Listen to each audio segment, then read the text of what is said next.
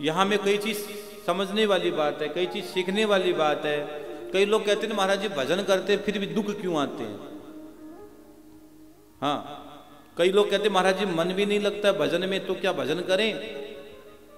कई लोग कहते हैं महाराज जी माला में मन नहीं लगता। कई लोग जैसे माला लेकर बैठते तो उबासी आने लगती है, जैसे माला लेकर बैठोगे यूं उबासी आ जाएगी, जमवाई आ जाएगी, मन अशांत हो जाएगा।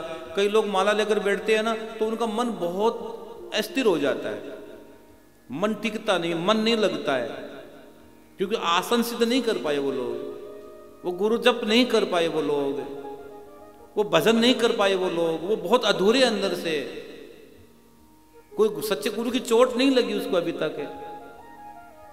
हाँ, कई लोग आसन बदलते हैं, गुरु बदलते हैं, नाम बदलते हैं, माला बदलते हैं, दीक्षा बदलते हैं। नहीं रहे, ऐसा मत करो। अपना एक आसन रखो, अपनी माला रखो, माला करते करते फिर जपा जाप की स्थिति में आगे पहुंच जाओगे। लेकिन प्रारंभ तो माला से करना पड़ेगा। पहले कक्षा पहली, दूसरी, तीसरी, चौथी से आगे बढ़ोगे, डायरेक्ट LLB नहीं हो पाएगी आपकी। तो माला प्रारंभिक सत्र है आपको आगे बढ़ाने का। फिर तो जपा जाप की स्थिति में पहुंच जाओगे, फिर तो जपना ही नहीं पड़ेगा। कई लोग देखते हो रात को सोते सोते भी सो रहे, नींद आ रही, फिर भी राम राम राम राम चलता रहता है। उसको कहते हैं जपा जाप, जपना ना पड़े। अचानक रोम रोम, हर रोम छिद्र से एक शब्द निकल जाए। शरीर में 3.5 करोड़ रोम छिद्र है। हमारे पूरे शरीर में 3.5 करोड़ रोम छिद्र है। 3.5 करोड़ रोम छिद्र से अगर शब्द निकल जाए, उस दिन आप सोचना आपका कल्याण हो जाएगा। अगर एक रोम छिद्र से भी शब्द नहीं निकल पाया तो काय का कहते ना, कोई ऐसी बात होगी हमारे रोंगटे खड़े हो गए, हमारा रोम रोम खड़ा हो गया, हमारा रोम रोम पुलकित हो उठा। कोई कई बार ऐसी बात हो जाती है कि हमारा रोम रोम खिल जाता है, या कई बार रोंगटे खड़े हो जाते हैं। शिव कथा कहती है, शिव महापुराण कहता है कि 3.5 करोड़ रोम छिद्र जिस दिन खुल जाए, जिस रंगा जाए वो 3.5 करोड़ रोम छिद्र, वो केवल सत्संग के घाट पर रंगे जा सकते हैं। वो कथाओं में 3.5 करोड़ रोम छिद्र रंगे जा सकते हैं और कहीं नहीं रंगे जा सकते भैया।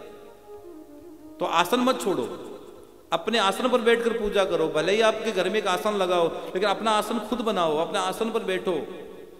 और आसन पर पूजा करने के बाद जब खड़े हो तो आसन के नीचे जल छोड़ा करो, जल छोड़कर आंखों के लगाया करो, फिर खड़े होया करो। क्योंकि आप जब पूजा करते हो, साधना करते हो, तो आपके पीछे इंद्र खड़ा रहता है, आपको पता नहीं होता है। और जब आप यूं खड़े हो गए तो जो आपने तब किया वो ले गया, आप तो यूं के खाली रह गए। तो आप आसन के नीचे जब खड़े होते हो, आसन से जब खड़े होते हो तो नीचे जल डाल दिया करो थोड़ा सा, क्या फर्क पड़ना है, और वो चीज आपके पास रह जाएगी। आसन, अपने आसन पर बैठ के पूजा करो, अपनी माला से जप करो। ये जमाई आना, उदासी आना चेहरे पर, मन अशांत होना, मन माला में दूर चले जाना, ये कोई शुभ संकेत नहीं है। कईयों को सांप दिखते हैं मरे हुए, कईयों को छिपकलियां मरी हुई दिखती हैं, कईयों को रात को मरी हुई चीजें दिखती है, शुभ संकेत नहीं होते हैं। आपके घर में दोष है, उसकी निवृत्ति करवाओ। कईयों के घर में बड़ी विचित्र स्थिति, कईयों के घर में पिंपल उग जाते हैं, कईयों के घर में दीवारों पर बड़ उग जाते हैं, पिंपल के पेड़ उग जाते हैं कईयों के घरों में, मैंने देखा है। आप दीवारों में पिंपल लगाया थोड़ी है, नहीं उग गया। इसका सीधा सा मतलब है कि आपके घर में पितरों का दोष है। आप पितरों को जल देना प्रारंभ करो, पितरों को भाव देना प्रारंभ करो, पितरों को आप जगाना प्रारंभ करो, ब्राह्मण भोजन प्रारंभ करो और भागवत की पोथी करवा दो। आप विश्वास मानिएगा, सब काम होते हैं। पितृ इशारा करते हैं, गुरु गोविंद इशारा करते हैं, आपके इष्ट आपको इशारा करता है। अगर आपके घर में पिंपल बढ़ उग गए तो काट नहीं सकते, कभी जीवन में पिंपल मत काट देना।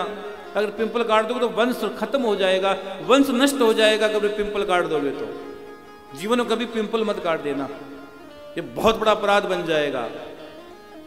ऐसा अपराध बन जाएगा तो अक्षम्य अपराध है, क्षम्य नहीं है वो। फिर पिंपल मत काट देना। पिंपल उग जाए तो क्या करे महाराज जी, दीवारों पर अपने आप उग गए, क्या करे? आप जल दो पितरों को, आप भागवत की पोथी कराओ, अपना नाम भेजो, तर्पण कराओ ब्राह्मणों से, अपने आप चला जाएगा वो, अपने आप चला जाएगा, कुछ करने की जरूरत नहीं है। हाँ, अगर मन नहीं लगे तो क्या करें महाराज जी? भजन करें, बिल्कुल करो आप। तुलसी मेरे राम को रीझ भजो या खींच, भोम पड़ा जामे से भी उल्टा सीधा बीज। एक किसान जब खेत की बुवाई करता है तो वो जब वो बीज डालता तो ये नहीं देखता उल्टा पड़ा कि उल्टा पड़ा, उसका काम है बीज डाल देना, आगे का काम प्रभु का है। हाँ, हमारा काम तो हाजिरी लगाना है। हम तो यहां बैठकर हाजिरी लगा सकते और करना नहीं करना तो प्रभु के अधीन है। जय विधि रख के श्याम, जिंदगी की डोर सौंप हाथ दीनानाथ के महलों में रखे, चाहे झोंपड़े में बाज दे। धन्यवाद निर्विवाद राम राम राम रटिए, जय विधि रखे श्याम तय विधि रही है। भगवान जैसा रखे। हाँ, तेरी मर्जी का मैं हूं गुलाम, मेरे अलबेले राम, तेरी मर्जी का मैं हूं गुलाम।